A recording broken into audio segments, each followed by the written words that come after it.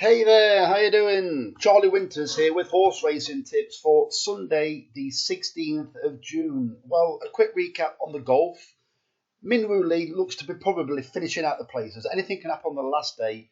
If he shoots 2 under, there could be some very big scores where his position flip-flops with other golfers. We're backed him at 12 places, so hopefully he sneaks a place, but I'm not banking on it. So Saturday selections. So we had a big prize winner, 16 to 1. It was a losing day. I think we nearly got back half a stake. I think we had a horse. I think we called Magrood. Didn't get a very good run. Came fifth, paying first four. Wasn't beaten very far for fourth. I wouldn't say we was unlucky or anything, but it's a shame that a few of the horses couldn't run a bit better. The ground completely went against the very last horse that we had of the day.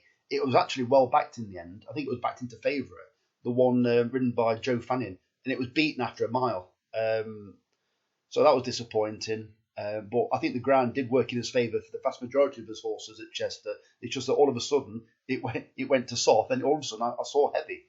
So yeah. So I'm having a go at Doncaster, and there's some very interesting selections. There's a 20 to 1 nap.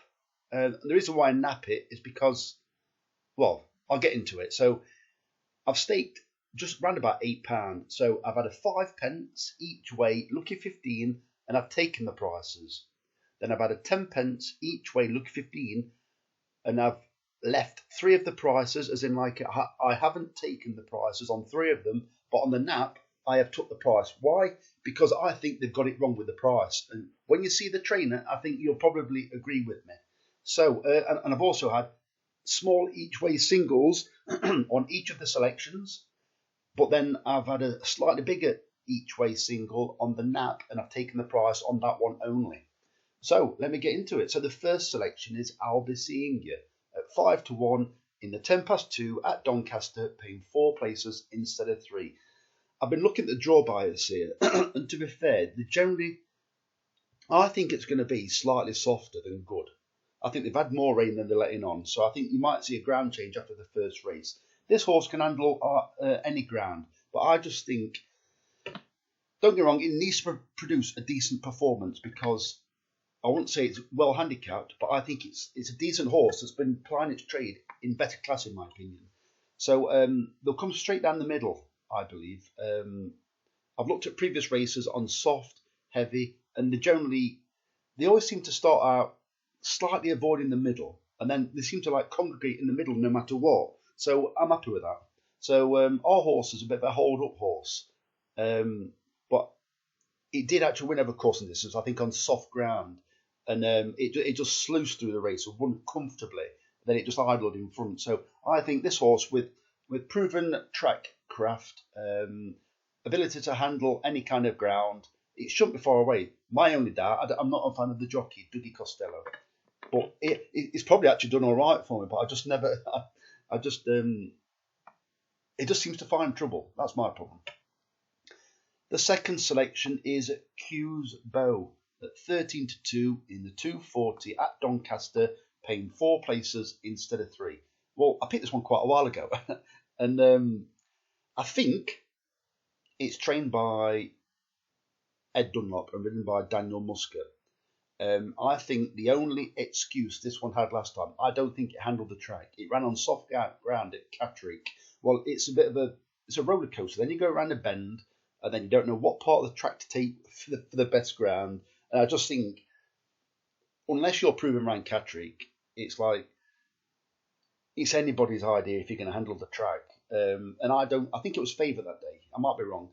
I think it was. It was ridden by Oisin Orr, who also rode it on its previous run when it won, and I believe it's only £2 higher. I just think the fact that Doncaster's I think it's a straight mile or a straight it's a straight 7 furlongs this race. I just think that the race will just be simpler for it, and the course will be simpler for it, rather than having to like fly around a bend, like handbrake turn around a bend, like you do at Catterick, and then it's a roller coaster in the home straight. Doncaster is a much more simple track, and I believe this will suit this horse. Ed Dunlop's stable or in decent form. So the nap of the day, the much awaited nap of the day. Right, this is very similar to a horse that I backed the other day. Utilis at 20 to 1 in the 10 past 4 at Doncaster, paying 5 places instead of 3 at 4. And it's that man again, it's Brian Ellison, and this has got a very similar profile to why I picked. Yeah, I don't know why I put myself on the spot, because I didn't actually. The horse that won yesterday at Tolstoy, that's it. It's got a similar profile to that. It ran okay on its racecourse reappearance. It's well handicapped. It can handle this kind of ground, and I just think it's very well handicapped.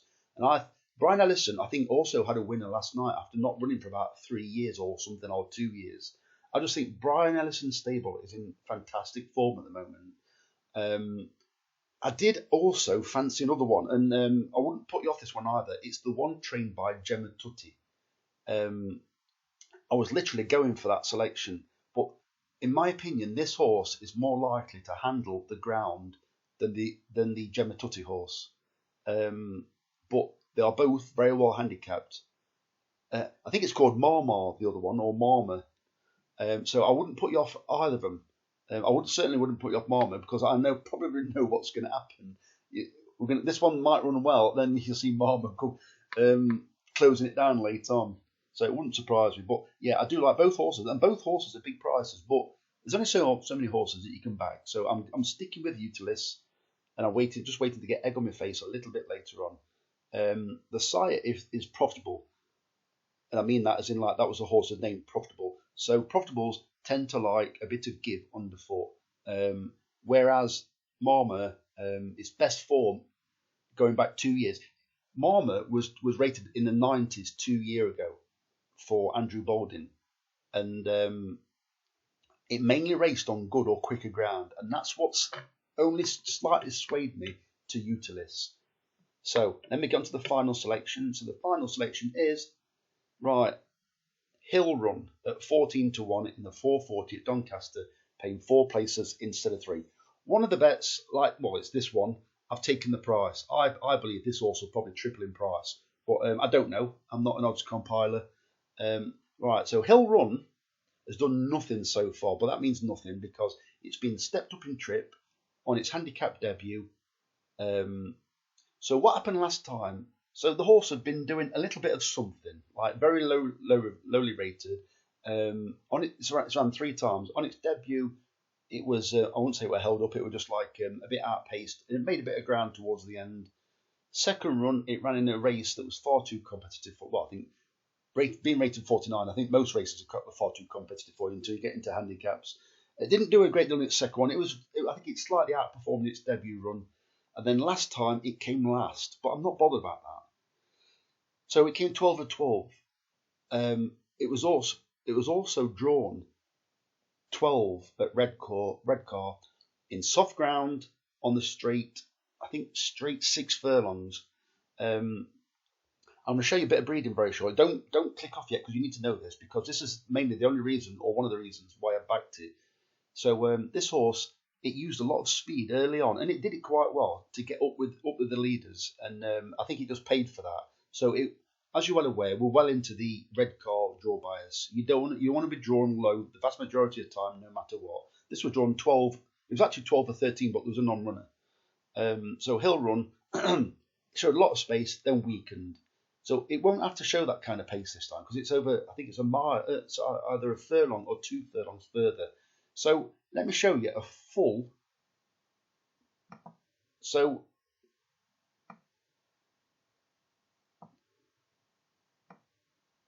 DP Hoden, I do believe, also owns Hill Run. So Running Star is a full brother to our selection. So as you'll see, so it's exactly the same breeding. Right, I really hope I can show you this. Right, I can't quite show you all of it. So,